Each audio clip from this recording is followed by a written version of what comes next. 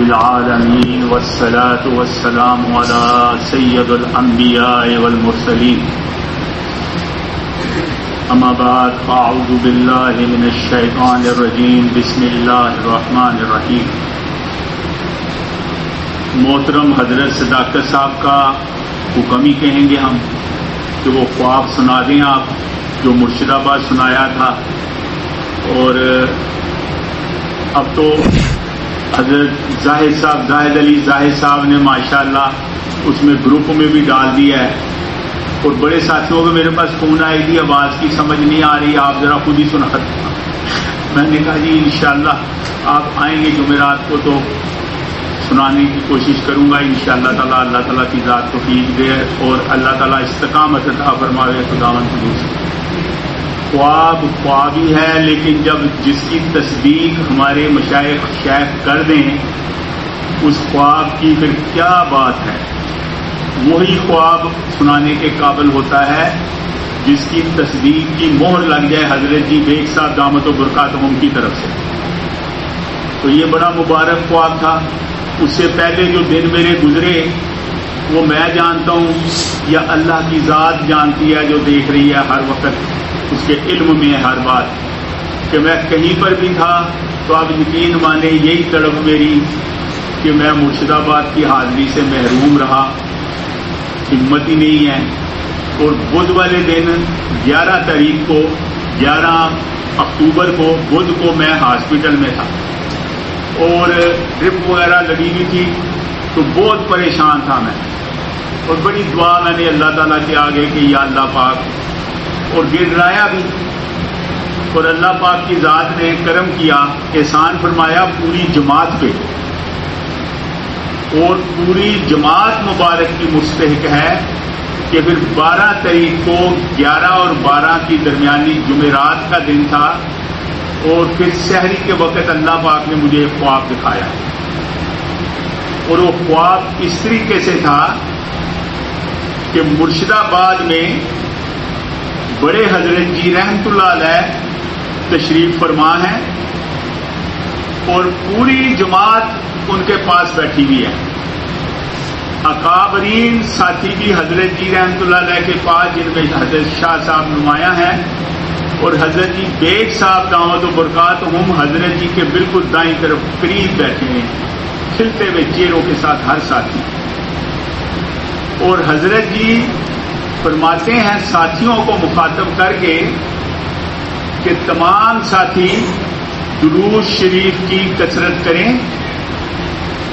حضرت جی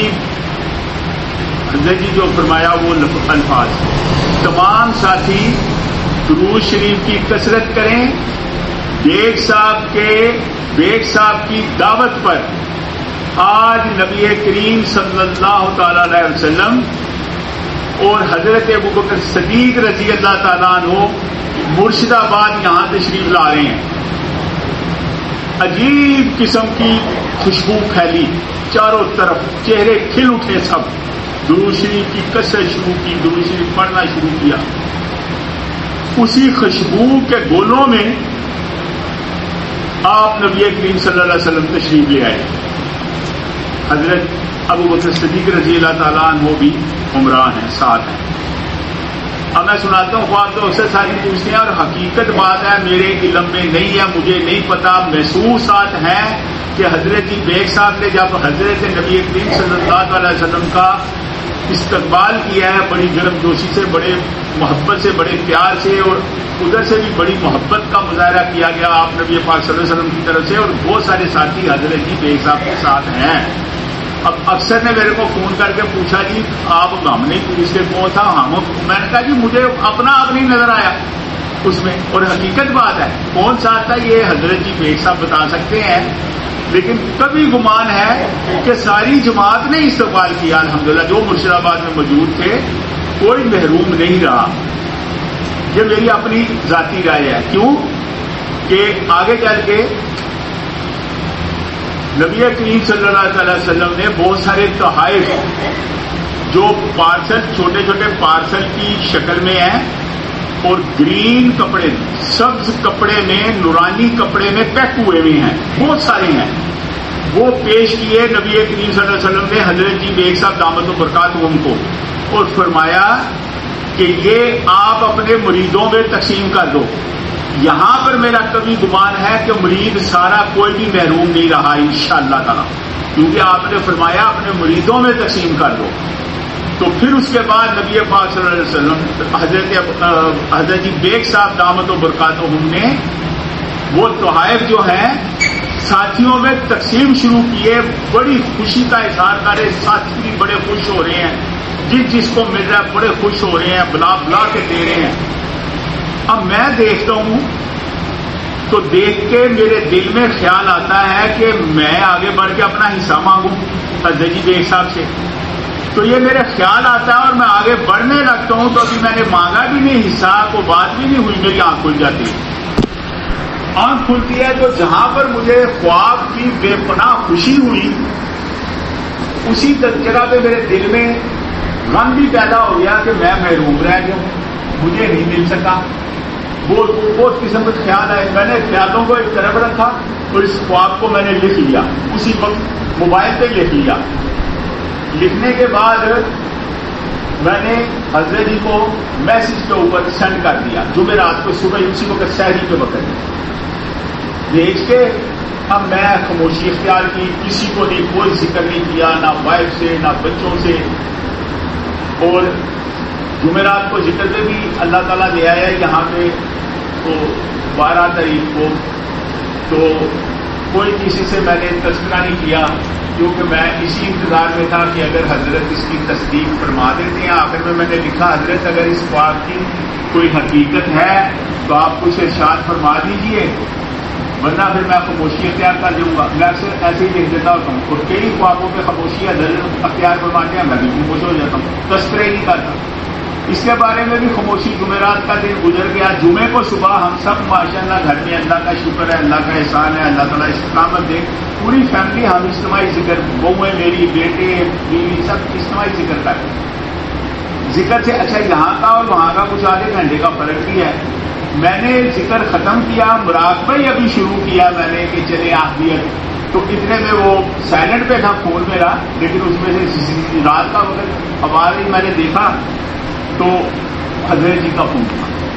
جب حضرت جی کا فون تھا میں نے مراقبہ وغیرہ توڑ دیا اور میں نے شروع کر دی بات. حضرت جی سے خیر خیریت پوچھی، حضرت نے سلام دعا ہوئی، حضرت سے بڑی خوشی ہوئی. مجھے فون سننے ہی مجھے خوشی ہو گئی، سچی بات ہے. میں نے کہا خوشخبری ہے.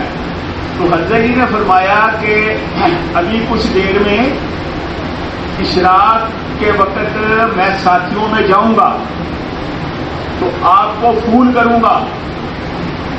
آپ کثیر جماعت جمع ہوئی ہوئی ہے، کثیر جماعت آئی ہوئی ہے، آپ پھر ساتھیوں کو اپنا خواب سنانا.